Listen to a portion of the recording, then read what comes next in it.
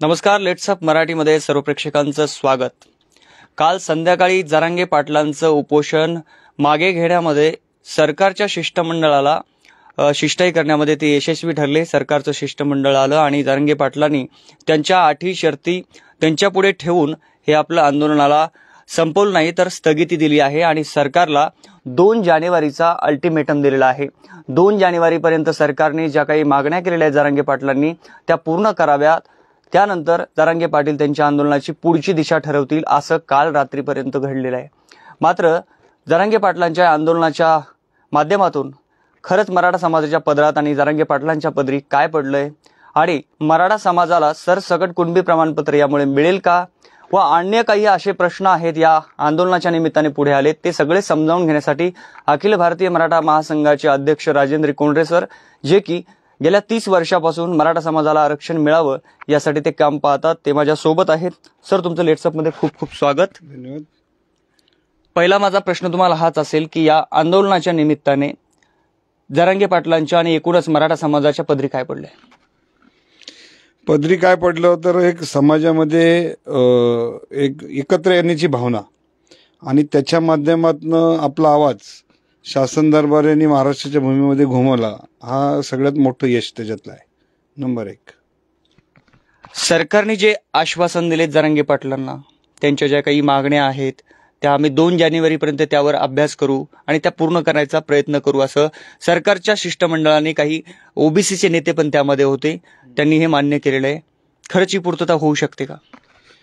जे टीव्ही चॅनलवर जे काल लाईव्ह दिसत होतं त्यामध्ये मराठवाड्यातील कुणबी प्रमाणपत्राचा विषय आणि महाराष्ट्रामध्ये त्याचं एक्सटेन्शन करून जी शिंदे समिती आहे तिला जे काम दिलेलं आहे त्या कामामध्ये त्याचा वापर पूर्ण महाराष्ट्रात करावा अशी त्यांची ती जी काही मागणी ती चॅनलवर दिसत होती आणि त्याप्रमाणे आता शिंदे समितीला मराठवाड्यात सकट उर्वरित महाराष्ट्राचं सुद्धा ह्या 2 महिन्यामध्ये काम करावं लागेल आणि त्याच्या माध्यमातून कुणबी प्रमाणपत्र देण्याबाबत जी अजून अधिक सुलभतेची आवश्यकता आहे त्याच्यासाठी निश्चितपणे त्याच्यामध्ये प्रयत्न होतील। म्हणजे अनेकांच्या मनात हे काम करावं लागेल, अभ्यास केला जाईल वगैरे वगैरे ह्या सगळ्या गोष्टी ह्या रोज ऐकतात लोक, पण अनेकांच्या मनात संभ्रम आहे नेमकं काय करावं लागेल जेणेकरून कुणबी प्रमाणपत्र मिळेल? बघा, आमच्याकडे नाशिक डिव्हिजन, पुणे डिव्हिजन आणि अमरावती डिव्हिजन इथं मराठा समाजाला कुणबी प्रमाणपत्र ती जी काही विहित पद्धत आहे ती सर्व जाती धर्माला लागू आहे, त्या पद्धतीप्रमाणे आजही मिळतं। आता नेमकं काय होणार आहे तर ह्याच्यामध्ये नेमका बदल हा होणार आहे की मराठवाड्यामध्ये कुणबी प्रमाणपत्र देण्याचं प्रमाणच 2-3% वर नव्हतं। आता ते 2-3% जे प्रमाण आहे ते 30-40-50% पर्यंत जर न्यायचं असेल तर वेगवेगळ्या डिपार्टमेंट्समध्ये, म्हणजे जे आता त्यांना परवा 11,500 पुरावे सापडले, बरोबर आहे, आता 11,500 पुरावे एका टप्प्यात सापडले। आता शोध प्रक्रिया ही अशी काही 2 महिन्याची नसती, ती निरंतर चालू ठेवावी लागते, कारण कोणतं डॉक्युमेंट कुठं काय रेफरन्स हे वर्षानुवर्षाची प्रक्रिया आहे। जसं जसं सापडत जाईल तसं तसं ह्या विषयाची इमारत वरती बांधली जाईल आणि त्यात लोक राहायला जातील। त्या पद्धतीनं तुम्ही स्टॅम्प ड्युटी डिपार्टमेंट आहे, त्यानंतर फसली रेकॉर्ड आहे, उर्दूमधलं रेकॉर्ड आहे, मुडीतलं रेकॉर्ड आहे, हे रेकॉर्ड वेगवेगळ्या डिपार्टमेंटमध्ये आहे। मग ते पुरालेखाकडे असेल, महसूलकडे असेल, त्यानंतर आपल्या मोजणी विभागाकडे असेल किंवा अनेक अशी वेगवेगळी खाती आहेत त्याच्याकडे हे रेकॉर्ड आहे। याशिवाय कुणीही लक्ष न दिलेलं सगळ्यात महत्त्वाचा विषय की ज्या शाळा होत्या ह्या शाळांमधलं सुद्धा रेकॉर्ड आहे, त्यानंतर जन्ममृत्यूचं रेकॉर्ड आहे। हे सगळं रेकॉर्ड जोपर्यंत एकत्रित करून गाववार त्याचं संकलन करून ते जर वेबसाईटवर टाकलं तर त्याचा फायदा ह्या फक्त मराठा कुणबीलाच नसून सगळ्या समाजाला होईल। कसा? त्याचं कारण काय की हे जे रेकॉर्ड एका जातीचं नसतं, त्या गावामध्ये सर्व समाजाचे किती लोक राहतात, त्यांची नावं, त्यांची व्यवसाय याची सगळी नोंद वेगवेगळ्या डॉक्युमेंट्समध्ये वेगवेगळ्या ठिकाणी नोंदवलेली असती। त्याचं एकत्रीकरण करणं आणि डाउनलोड करतानाच सर्टिफाईड कॉपी मिळाली पाहिजे। ह्याचं मुख्य कारण का, हे जर 100, 150, 200 वर्षापूर्वीचं रेकॉर्ड असेल तर अत्यंत जीर्ण असतं, त्याला हात लावला तरी ते फाटतं आणि ते नष्ट होण्याचा धोका असतो। त्याला स्कॅनिंग करणं, डिजिटाईज करणं, आता माझ्या माहितीप्रमाणे महाराष्ट्रातलं महसुली रेकॉर्ड नियर अबाउट 11.5 कोटी 12 कोटी डॉक्युमेंट स्कॅन झालेले आहेत। ह्याच्यात शाळेचं रेकॉर्ड महाराष्ट्रातलं आणि याच्याबरोबर हे पुरालेखाकार खात्याकडची पण अनेक डॉक्युमेंट पुरालेखाकार खात्याने सुद्धा स्कॅनिंग पूर्वीच केलेली आहेत. आता ह्याच्यामध्ये जी राहिलेली डॉक्युमेंट ही स्कॅन केली आणि ही सगळी एकत्र केली. मग त्याच्यात सगळ्यात मोठी अडचण कोणती आहे, हे रेकॉर्ड वेगवेगळ्या भाषेंमधले आहे. ते वेगवेगळ्या भाषेतलं रूपांतर लिप्यांतर करणारी यंत्रणाच नाहीये. ती यंत्रणा शासनाला उभी करावी लागेल. म्हणजे मला अशी माहिती मिळाली की ती फसली आणि या भाषेचे लिप्यांतर करणारे मोजून भारतात 10 लोक राहिलेत. मग ही तर फार मोठी उणीव आहे. त्यामुळे हे सगळं आपण केलं आणि हातात काय नाही लागलं असं होऊ नये, त्यासाठी एक सिस्टीम एसओपी करावं लागेल आणि ती एसओपी सगळ्या समाजाला उपयोगी होईल. त्यासाठी मी पूर्वी शासनाला 4-5 वेळा याविषयीची पत्र दिली. त्याच्यातले काही टप्प्यांवर त्यांनी त्यात सुधारणा पण केल्या. त्या ह्या आंदोलनाच्या निमित्तानं त्या व्यापक सुधारणा झाल्या तर त्याचा सर्व समाजाला उपयोग होईल. आता जरांगे पाटलांनी 2 जानेवारीचा अल्टिमेटम दिलेला आहे. सरकारला या 2 महिन्यात हे जे काही आव्हान आहे, त्यांनी जे आश्वासन दिलं ते पूर्ण करण्यासाठी किती आव्हानात्मक असेल हे? 24 आणि 1 जानेवारी असं करता येते, विसंगती आहे. 7 दिवसांनी अलीकडं पलीकडं हा फार वेगळा विषय आहे. परंतु ह्या 2 महिन्यात काय होऊ शकतं, तर सर्व जी महसुली यंत्रणा आहे यांनी प्रत्येक जिल्ह्यामध्ये हे रेकॉर्ड जे विस्कळीत आहे, समजा आता प्रत्येक जिल्ह्यामध्ये स्कॅनिंग केल्यामुळे बंडल सगळे स्कॅन झालेले आहेत, पण ते नुसतं स्कॅन झालेले आहे. ते स्कॅन केलेल्या डॉक्युमेंटचं क्लासिफिकेशन करावं लागेल. क्लासिफिकेशन केल्यानंतर त्याचं व्हिलेज वाईज रेकॉर्ड हे वेबसाईटवर टाकावं लागेल. आता आपल्याकडे भूमी अभिलेख विभागाने बहुतांश रेकॉर्ड आता ऑलरेडी वेबसाईटवर टाकलेले आहे आणि आता 7/12 पण डिजिटाईज झालेत, फेरफार डिजिटाईज झालेले आहेत. त्यामुळे हे सगळं आता सिस्टमॅटिक झालेलं आहे. फक्त आता काय करायचंय की जिथे कुणबी प्रमाणपत्र मिळण्याचं प्रमाण कमी आहे ते वाढवण्यासाठी महसुली यंत्रणेमधली तहसीलदारची यंत्रणा, त्याच्या हाताखालची यंत्रणा आणि प्रांत ऑफिस यांचं अधिक व्यापक प्रशिक्षण होणं गरजेचं आहे. आणि विशेषतः जी कॉन्ट्रॅक्ट सिस्टीमवरली मुलं आहेत त्यांचं पण प्रशिक्षण झालं तर मोठ्या प्रमाणावर ही सर्टिफिकेट ग्रामीण भागामध्ये विशेषतः मराठवाड्यामध्ये मिळू शकतील. आता 13,500 नागरिकांना मराठा समाजाच्या हे प्रमाणपत्र उपलब्ध होऊ शकतं. मात्र अशी किती संख्या असू शकते मराठवाड्यात की ज्यांना कुणबी प्रमाणपत्र मिळू शकतं? संख्या वाढू शकते? हे बघा, 13,500 हे पुरावे सापडले. आता एक पुरावा कुणबीचा सापडला तर तो कुणाचा असतो, तो एकतर पंजोबाचा असतो आणि त्या पंजोबाला नियर अबाउट 4 मुलं झालेली आहेत. नंतर जवळपास 2-3 मुली असतात. साधारणतः 7चा परिवार असायचा पूर्वी. मराठवाड्यामध्ये लोकसंख्येचं प्रमाण जास्त आहे. त्यांना झालेली मुलं वडिलांची आणि त्यांच्या खाली मुलांची अशी साधारणतः पंजोबापासून किमान 80 लोकांची ब्रँच. मग आता जे 11,000 पुरावे सापडले गुणिले 80 तर जवळपास 4.5-5 लाख लोक आत्ताच त्याच्यामध्ये कव्हर होतील. आणि त्याच्यामध्ये वेगवान मोहीम केली तर ते 2-4 महिन्यात पण होईल. आता त्यांना एकाला मिळालं की त्याच्या कनेक्टिव्हिटीमध्ये ब्लड रिलेशन ज्याचं आहे ते वाढतं आणि त्या ब्लड रिलेशनसाठी आम्ही प्रयत्न करून 2017 साली एक नोटिफिकेशन काढून दिलं की ज्या घरात ब्लड रिलेशन ज्याला सर्टिफाईड कॉपी मिळालेली आहे कास्ट व्हॅलिडिटीची, त्या घरातल्या ब्लड रिलेशन मध्ये अधिकचे पुरावे न मागता त्याला कास्ट सर्टिफिकेट द्यावं. त्याचा परिणामाने काय झालंय की मराठा समाजातले आडलेले 3 लाख कुणबी प्रमाणपत्र आम्ही 3.5 वर्षामध्ये काढून दिले लोकांना. 3 लाख एक मोठा टप्पा यशस्वी केला. आता याच्यामुळे काय होईल की मराठवाड्यात पण एक 5-10 लाख लोक त्याच्यामध्ये येऊ शकतील. आणि ही जी मुलाखत आपली जे नागरिक पाहत असतील त्यांच्या मनात हाच एक प्रश्न उद्भवू शकतो की मलाही कुणबी प्रमाणपत्र हवंय, मात्र मी कुठे शोध घेऊ, काय कुठल्या नोंदी तपासू, हा त्यांच्या मनात प्रश्न असतो. कुठे त्यांना काय सल्ला द्याल? याविषयी मी 80 कार्यशाळा राज्यामध्ये घेतल्या होत्या.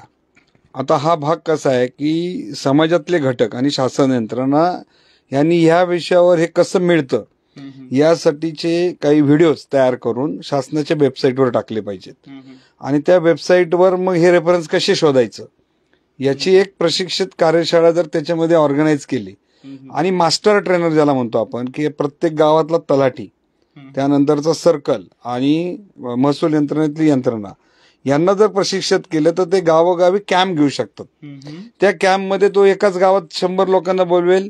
मग प्रत्येक घरामध्ये, ज्याला वाडा म्हणतात मराठवाड्यामध्ये, की माझ्या घरामध्ये माझे चुलत चुलते असा एक वाडा असतो.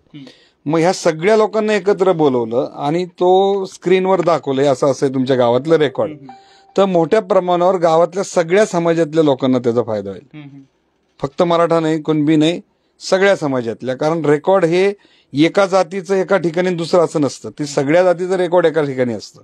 त्यामुळे ज्यांना ज्यांना प्रमाणपत्राचे जे अडथळे होते हे अशा प्रकारचे कॅम्प घेतल्यामुळं ते सर्टिफिकेट मिळण्यासाठी चांगली पद्धतीचा उपयोग होऊ शकतो. जरांगे पाटलांच्या आंदोलनानंतर ही प्रोसेस सुरू झालेली आहे आणि कुणबी प्रमाणपत्रासाठी जे पूरक पुरावे लागतात ते सापडलेत. ही प्रोसेस सुरू झालेली आहे. असं म्हणता येईल का की मराठवाड्यातील मराठ्यांनी ही लढाई जिंकली आहे? निश्चित एक टप्पा जिंकला असं निश्चित म्हणता येईल, पण अंतिम लढाई जिंकली तर माझं ह्याच्या बाबतीतलं जे मत आहे थोडंसं वेगळं आहे. कारण शेवट काय आहे, ही लढाई कशासाठी आहे की संधीची समानता जी नाकारली गेली होती त्याच्यासाठी होती. पण संधीची समानता मिळाल्यानंतर त्या स्पर्धेत टिकून राहण्यासाठी माझ्या कुटुंबाची आणि माझ्या समाजाची प्रगती होणं क्रमप्राप्त आहे. आता प्रगतीचे अडथळे मराठवाड्यात नेमके कोणते आहेत? तर मराठवाड्याचा औद्योगिक विकासच झालेला नाही. त्या ठिकाणी रस्त्यांचा विकास नाही, पाणी नाही, औद्योगिकरण नाहीये, शिक्षणाचा दर्जात्मक गुणात्मक तेवढ्या प्रकारच्या मोठ्या ज्या आंतरराष्ट्रीय ख्यातीच्या किंवा राष्ट्रीय ख्यातीच्या संस्थाच नाहीत. मग कुठल्याही भागाचा विकास होण्यासाठी ज्या मूलभूत सुविधा लागतात त्या जर मराठवाड्यात नसतील तर मराठवाड्यामध्ये पैसा रोल कसा होणार? अर्थव्यवस्था जेव्हा गतिमान होते तेव्हा समाजाची प्रगती होते. आणि ती गतिमान होण्यासाठीचे जे अडथळे आहेत ते एका प्रमाणपत्राने सुधारणारे नाहीत. ती एक आम्हाला वाट आहे, जाण्यासाठीची संधी आहे. पण मराठवाडा जिंकू कधी शकतो? तर जो निजामाच्या राजवटीतनं लढाई करून मुक्त झाला आणि आयुष्यभर त्यांनी संघर्ष केला, त्या संघर्षाचा यश कोणत्या ह्याच्यात आहे की सर्वांगीण मराठवाड्याचा विकास आणि त्याच्यातून सर्वच मराठा सर्व समाजाला प्रगतीपथावर महाराष्ट्राच्याच नव्हे तर देशाच्या पातळीवर पुढे जाण्यासाठीची सक्षमता ही खऱ्या अर्थाने मला महत्वाची वाटते. आता जरांगे पाटलांनी असं सांगितलं की मराठवाड्यातील मराठा समाजाला हे कुणबी प्रमाणपत्र त्यांची मागणी होती, त्याच्यावर विचार सुरू झालेला आहे. मात्र त्यांची अशी मागणी आहे की मराठा समाजाला सरसकट कुणबी प्रमाणपत्र द्यावं आणि ओबीसी मध्ये मर्ज केलं जावं, अशी त्यांची मागणी आहे. आता प्रश्न असा पडतो की पश्चिम महाराष्ट्रातील जो मराठा समाज आहे यांना मिळू शकतं का कुणबी प्रमाणपत्र? नाही, ऑलरेडी 1967 पासनं महाराष्ट्रामध्ये कुणबी प्रमाणपत्र ज्यांची नोंद आहे त्यांना मिळतं. विदर्भामध्ये मोठ्या प्रमाणावर काढली जात होती. नाशिक विभागात थोडी कमी प्रमाणात, पुणे विभागात तर काढतच नव्हती लोक. 1996ला स्थानिक स्वराज्य संस्थांमध्ये, ग्रामपंचायतीमध्ये आणि पंचायत समिती महापालिकांमध्ये आरक्षण लागू झाल्यानंतर अशा प्रमाणपत्रावर आपल्याला सीट लढवता येते असा राजकारणी लोकांना शोध लावला आणि मग त्यांनी पश्चिम महाराष्ट्रामध्ये काढायला सुरू केले. आता ह्याच्यात काय झालं की वेगवेगळे ह्याच्यामध्ये अडथळे होते, होते खून. मी परवा वेल्हा तालुक्यामध्ये 217 लोकांचे क्लिअर करून दिले. कोल्हापूरमध्ये शाहूवाडी हा सगळ्यात आघाडीवर आहे कुणबी प्रमाणपत्र. नगर जिल्ह्यामध्ये 76,000 लोकांनी कुणबी प्रमाणपत्र काढलीत. पुणे जिल्ह्यात आमचा अख्खा पुणे शहराचा वेढा घातलेला हवेली तालुका 100% कुणबी आहे. मग ज्यांना ज्यांना आवश्यकता वाटते ते लोक सर्टिफिकेट काढतात. ज्याला आवश्यकता वाटत नाही आणि ज्याचं उत्पन्न 8 लाखाच्या वर आहे ते लोक काढत नाहीत. आता मध्यंतरी रामदास कदम असतील, नारायण राणे असतील यांनी सांगितलं की छाती ठोकपणे आम्ही 96 कुळी आहोत, आम्ही मराठा आहोत, आम्ही कुणबी प्रमाणपत्र घेणार नाही. म्हणजे अनेकांच्या मनात प्रश्न पडलेला आहे की कुणबी आणि मराठा ही काय भानगडी नेमकी? बघा, हा कुणबी आणि मराठा आहे ना विषय, हा अत्यंत संशोधनाचा आहे आणि हे एवढं व्यापक संशोधन आहे की शेवट त्याच्यातलं एक शॉर्ट मी ह्या ठिकाणी सांगतो की महाराष्ट्राचा एकंदर आपण एकवट आढावा घेतला तर मी 5 ते 6 वेळा आतापर्यंत सांगितलंय की कुणबीमध्ये 51-52 प्रकार आहेत. त्या 51-52 प्रकारमधले मराठा कुणबी, पाटील कुणबी, तिरळे कुणबी हे जे कुणबी आहेत त्यांचा मराठा समाजाशी विवाह होतो. आता रत्नागिरी जिल्ह्यातले जे तिल्लोरी कुणबी आहेत ते आणि मराठा हे कुठंही ब्लड रिलेशननी, नातेसंबंधांनी, रोटीबेटीनी होत नाही. हे समाजच वेगळे आहेत. त्यानंतर तुम्ही गडचिरोलीचा घ्या, चंद्रपूरचा कुणबी घ्या, तो मराठा नाहीच आहे. मग मराठा कुणबी कोणता आहे तर जो अमरावतीपासून, अकोल्यापासून यवतमाळ, वाशिम, वर्धा आणि बुलढाणा इथला मराठा तो पूर्वाश्रमीचा क्षत्रिय मराठा होता. त्यांनी पंजाबराव देशमुखांच्या काळामध्ये कुणबीच्या नोंदी केल्यामुळं तो कुणबी झाला आणि मग त्या कुणबीचा मराठवाड्यातल्या लोकांशी, पुणे जिल्ह्यातल्या लोकांशी नातेसंबंध होतात. तसं पुणे जिल्ह्यामध्ये पासून तर तुम्ही कोल्हापूरपर्यंत गेला तर जेवढा आमचा डोंगरी एरिया आहे म्हणजे पार पन्हाळ्यापासून तर ते इकडे वडगाव मावळपर्यंत आणि वडगाव मावळपासून तर जुन्नर तालुक्यापर्यंत, शिवनेरीच्या पायथ्यापर्यंत तुम्हाला कुणबीच नोंदी सापडतील. मग ह्या नोंदीमध्ये अनेक वेगवेगळे विषय आहेत की तुम्ही बारामतीला, इंदापूरला गेला, दौंडला गेला, तिथं तुम्हाला कुणबी नोंद सापडणार नाही, तिथं मराठाच सापडणार. त्यामुळे ज्यांना ज्यांना आवश्यकता वाटत होती अशा सर्व लोकांनी ती कुणबी प्रमाणपत्र पहिल्यापासून काढतायत. त्यासाठी ते गावचं रेकॉर्ड तहसीलदार ऑफिसमध्ये जाऊन शोधतात, वंशावळ जुळवतात. एकदा एका भावाला मिळालं की त्याचे चुलत भाऊ करत करत ते काढत जातात. ही पद्धत पहिल्यापासून आहे. जरांगे पाटलांचं आंदोलन सुरू झालं त्यानंतर कुणबी प्रमाणपत्र ओबीसी मध्ये काहींना मर्ज करून घेतलंय.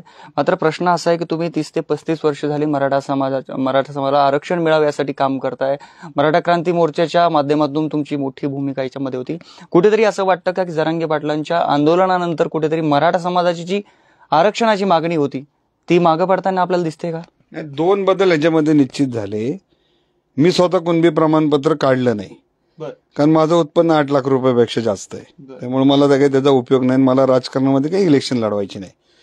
परंतु कुणबी प्रमाणपत्र काढण्यासाठी मराठा समाजातलेच अनेक घटक आमच्यावर टीका करायची. म्हणजे मागच्या 2 महिन्यापर्यंत टीका, म्हणजे सोशल मीडियामध्ये कुणबी प्रमाणपत्र म्हटलं की टीका करणारी एक मोहीम होती. जेव्हा हे प्रमाणपत्र व्यापक स्वरूपामध्ये समाजवादाने स्वीकारला, मोठा बदल आहे सामाजिक स्तरावर, आणि तो स्वीकारल्यानंतर यांची आता तोंड बंद झालीत. आता प्रश्न कोणता आहे की ज्यांच्या जात प्रमाणपत्रावर पूर्वीपासून मराठा आणि आज मराठा आहे. कुणबी प्रमाणपत्रात काय आहे की तुमच्या कास्ट सर्टिफिकेटवरचं मराठा जातं, काही ठिकाणी कुणबी डॅश मराठा सर्टिफिकेट मिळतं, मराठा कुणबी पण मिळतं आणि कुणबी म्हणून मिळतं. परंतु ती देण्याच्या पद्धतीत काय आहे की माझी पूर्वीची नोंद कुणबी होती आजोबांची, आज रोजी मराठा आहे, ती मला दुरुस्त करून मिळावी म्हणून ते प्रमाणपत्र मिळतं. हे सगळ्यात मोठं हे महत्वाचं आहे, लोकांना माहीत नाहीये. आता माझ्या कास्ट सर्टिफिकेटवर जर आज मराठा आहे, माझ्या आजोबाची पंजोबाची नोंद पण मराठा आहे, तर मला कुणबी सर्टिफिकेट मिळवताना काही अडचणी तयार होणार आहे. त्यामुळं अशा वर्गाला त्यांचे म्हणणं आहे की आम्हाला मराठा म्हणून आरक्षण पाहिजे. मग ते मराठा म्हणून जर आरक्षण तुम्हाला पाहिजे असेल, जे सुप्रीम कोर्टाने नाकारलेलं आहे, ते रिव्ह्यू पिटिशनच्या माध्यमातून त्याच्यात अडकलेला जो पर्सेंटेजचा फॉर्म्युला ज्याच्यामुळे मराठा आरक्षण गेलं, तो फॉर्म्युला जर सुप्रीम कोर्टाने चेंज केला आणि ते सामाजिक मागासलेपण पर्सेंटेज हा मुद्दा जाऊ द्या 50% वरचा, ते जर परत आम्हाला रिस्टोअर झालं सुप्रीम कोर्टाच्या माध्यमातून किंवा अन्य मार्गाने, तर मराठा आरक्षणाला मराठा म्हणून जे आरक्षण आहे त्याचं दालन उघडं राहू शकतं. काल असं सांगितलं शिष्टमंडळाच्या सदस्यांनी, म्हणजे मंत्री होते, की जरांगे पाटलांनी स्वतः त्या शिंदे समितीमध्ये सदस्य व्हावं किंवा त्यांच्या कुठल्या तरी प्रतिनिधीला बोलवावं. यातून मार्ग निघेल असं तुम्हाला वाटतं का शिंदे समितीच्या माध्यमातून? 2 भाग आहे त्याच्यामध्ये. एक, समाज मनात काय असतं की सरकारशी कोणत्याही प्रकारची चर्चाच करायची नाही. माझं तर मत असं आहे याच्यामध्ये की ज्येष्ठ विधिज्ञ असतील, वेगवेगळ्या विषयातले एक्सपर्ट्स असतील, यांचं ओपिनियन सरकारने घेतलं पाहिजे. कारण सरकारकडं यंत्रणेला काही मर्यादा असतात आणि त्या यंत्रणेला कसं असतं, रोज एक विषय नाही 200 विषय असतात. त्यामुळे तेवढी डेप्थ प्रत्येक विषयामध्ये सरकारी यंत्रणेला देत नाही. ते काम एका सिस्टीमने चालत असतं. समाज घटकामध्ये अनेक विषयाचे तज्ज्ञ असतात वेगवेगळ्या क्षेत्रातले, ते फक्त काय एका जातीचे नाही, सगळ्या क्षेत्रातले. त्यांची एक्सपर्टी, त्यांची जी ओपिनियन आहे, त्यांच्यातलं जे मत आहे, ते नेहमी अशा प्रवाहामध्ये त्यांनी ते सरकारकडे दिलं पाहिजे की त्याच्यातनं अधिक सुधारणा करता यायला पाहिजे. ज्यावेळेस बार्टीकडं हा विषय आम्ही नेला 2017मध्ये, तर आम्ही एक साध्या माणसाने आम्हाला कोल्हापूर जिल्ह्यातले किंवा इथं कू नावाच्या सर्टिफिकेटला देतच नाही, मग त्यांनी लिहिलं सरकारला कू नावाची जात द्या. मग ते शोधता मग ते कू म्हणजे कोण, तर कुणबी मराठा, हे शोधून ते रिपोर्ट करायला 9 वर्षाचा संघर्ष आहे, एका दिवसाचा नाहीये. तर असे जे बारीक बारीक शब्द आहेत याच्यामध्ये हे सातत्याने चालणारी क्रिया आहे, ती जसे जसे टप्पे येतील तसे तसे सुधारित करत ते पुढे जावं लागतं. कुणबी प्रमाणपत्र मराठा समाजाला मिळाल्यानंतर फायदा काय होतो हा अनेकदा तुम्हाला प्रश्न विचारलाय, पुन्हा एकदा नव्यानं विचारतो की जे मराठा समाजाला कास्ट सर्टिफिकेट मिळत नव्हतं किंवा ओबीसी मध्ये ते नव्हते आले, त्यांना आज प्रमाणपत्र हे मिळाल्यानंतर काय फायदे होऊ शकतात? बघा, समाजाने हे समजून घेतलं पाहिजे, आरक्षण म्हणजे हे पॅकेज आहे. आरक्षणामध्ये नोकरीतलं आरक्षण, शिक्षणातलं आरक्षण आणि आरक्षणाच्या अनुषंगाने शैक्षणिक सुविधा आणि सवलती, हे 3 पार्ट वेगळे वेगळे आहेत. आता शैक्षणिक सुविधा आणि सवलती ज्या आहेत त्या आरक्षित प्रवर्गाला आणि बिगर आरक्षित प्रवर्गाला याच्यामध्ये भेदभाव करायचं शासनाला काही कारण नाही, पण वर्षानुवर्ष हे चालू होतं. त्यामुळे काय म्हणायचं, अरे ह्याला दप्तर दिलं जातं, ह्याला दिलं जात नाही, ह्याला एवढी फी, ह्याला तेवढी. त्यामुळं संधीची समानता सरकारने धोरणात्मक दृष्ट्या अंमलात आणत असताना भेदभावाचीच जास्त संधी लोकांमध्ये तयार करून दिली. आणि मग त्यामुळं काय झालं की दोन समाजामध्ये भिन्न मतप्रवाह होऊन अरे बा तुला मिळतं मी काय पाप केलं अशा प्रकारची भावना तयार झाली. त्यामुळे मराठा क्रांती मोर्चाने पहिला टप्पा कोणता यशस्वी केला तर आपल्या राज्यामधल्या ओबीसींना सुद्धा कोणत्या कोणत्या कोर्सेसला किती सवलत हे माहीत नव्हतं, त्याचा पहिला जी आर काढला.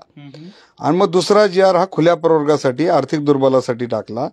त्यामुळं फीच्या बाबतीमध्ये शैक्षणिक जी अर्धी फी आहे ती दोन्ही ओबीसीची आणि खुल्या प्रवर्गाची इन्क्लुडिंग मराठा हे आता सेम झालेली जवळपास 90%. अजून काही थोडेफार त्रुटी असतील ते वाढ करण्याची गरज आहे. अधिक उच्च शिक्षणासाठी लागणारे कोर्सेसचं ॲडिशन करणं गरजेचं आहे.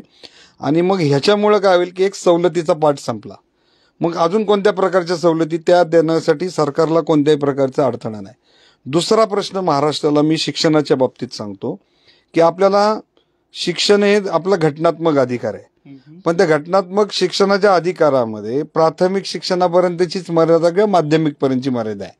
आता जग जर बदललं असेल तर जगामध्ये शिक्षणाच्या ज्या संधी आहेत त्या प्राप्त करण्यासाठी मला एक टप्पा अजून त्याच्या पुढचा उच्च शिक्षणातला किंवा पुढच्या अतिउच्च शिक्षणाचा हा पार पडायचा आहे. मग हा पार पडत असताना माझी जर आर्थिक दुर्बलता असेल, मी एका समाजाचा असेल, दोन दुसऱ्या समाजाचा, तर सरकारने सर्वांना मदत केली पाहिजे.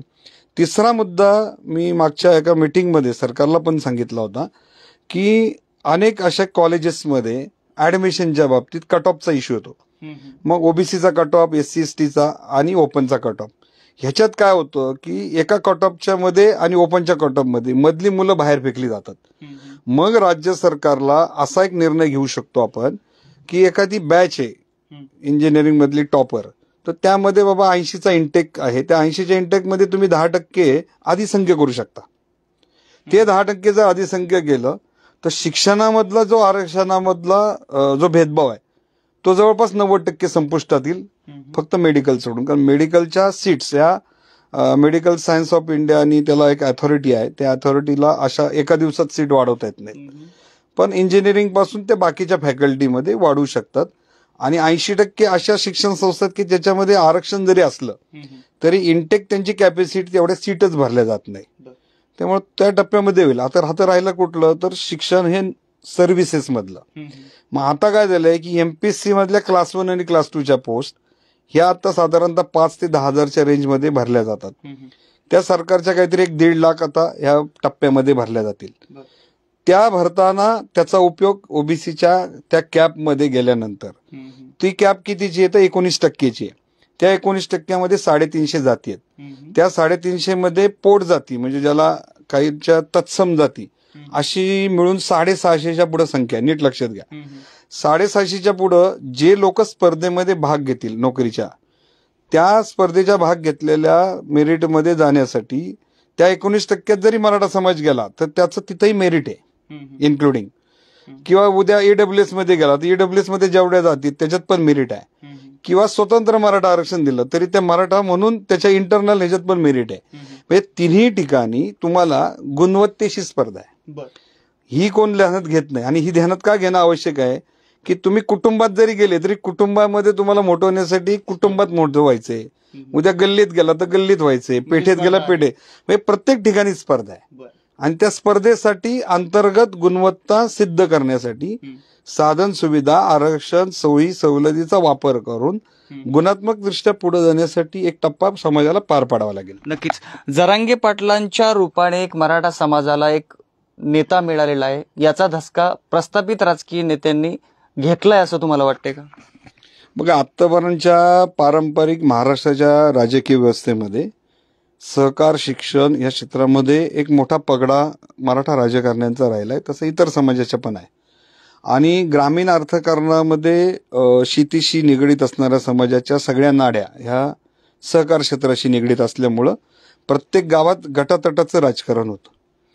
आता काय झालंय की अर्थकारणातले प्रचंड वेगवान बदल आणि शिक्षण आणि रोजगाराच्या निर्माण झालेल्या संधीमध्ये डावललं गेल्याच्याही भावना समाजामध्ये तयार झाली. त्यामुळं अशा दिग्गज नेत्यांच्या मतदारसंघामध्ये 20-25 हजाराचे मोर्चे निघतात. ही धोक्याची घंटा आहे. ही धोक्याची घंटा अशासाठी आहे की प्रस्थापित मराठा राजकारणी आतापर्यंतच्या परंपरागत राजकारणाचा त्यांना माइंडसेट आता बदलावं लागेल आणि मूलभूत प्रश्नांकडे लक्ष द्यावं लागेल. आता विषय काय होतो की आरक्षणासारखा प्रश्न आहे. मी मागही 4-5 वेळा सांगितलं की महाराष्ट्राच्या विधिमंडळामध्ये शिकलेले सगळे आमदार आहेत, पण कायदा करतानाची विधी साक्षरता किंवा प्रत्येक पक्षाचे जे काही प्रमुख अध्यक्ष विधिमंडळाचे आहेत त्यांनी काय करायला पाहिजे, तर विधिमंडळामध्ये आरक्षणासारखं बिल असेल, एखादा शासन निर्णय, याच्यावर कुठं चर्चाच होत नाही. माझ्या अंदाजाप्रमाणे 80% विधिमंडळ सदस्यांना आरक्षणाची प्रक्रिया, त्याच्यातले किचकट बाबी काही माहिती नाही. त्यामुळे ते परावलंबी असतात आणि मग सभागृहात फक्त भावनिक भाषण करतात. ते भावनिक भाषण मतदारसंघात दाखवतात आणि मतदारसंघातले लोक म्हणतात आपल्या माणसाने विधानसभेमध्ये आवाज उठवला, बाय मेरिट उचलला का, त्या बिलातल्या त्रुटी काढल्या का, त्याचे परिणाम नेमके काय होतात समाजामध्ये, याच्यावर कधी केस पाडलाय का, काही केलेलं नसतं. त्यामुळं भावनिकतेच्या मुद्द्यावर मराठा समाजाने विधी साक्षरता आमदारांमध्ये येण्यासाठी तो आमदार विधी साक्षर पाहिजे याच्याकडे हट्ट धरला पाहिजे.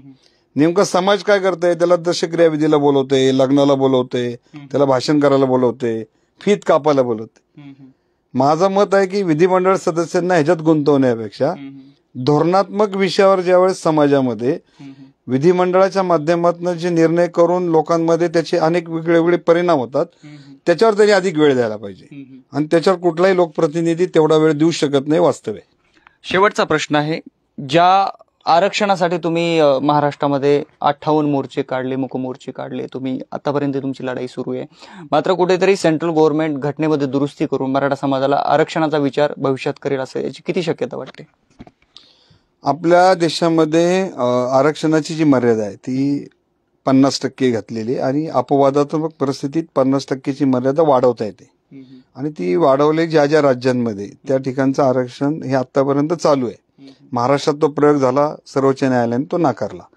आता काय झालंय की देशामध्ये गुजर, जाट, पटेल, कापू यांच्या आंदोलनातनं आतापर्यंत जे काही पारंपरिक आरक्षण होतं ते सामाजिक आणि शैक्षणिक मागास म्हणजे 15/4/16 घटनेच्या कलमाप्रमाणे आता ह्या आरक्षणाची मर्यादा 50%ची कॅप घातलेली आहे आणि ही आरक्षण काय बंधनकारक नाहीये.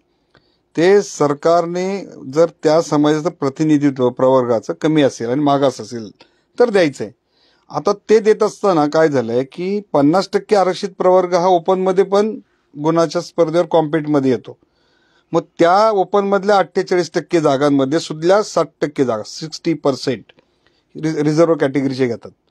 त्यामुळं ह्या 50 आणि त्या जवळपास 70% रिझर्वेशन आता स्टेट सर्व्हिसेसमध्ये आहे. आता त्या आरक्षित प्रवर्गाच्या जागा परत वाढवायच्या झाल्या तर त्या 90% जाणार.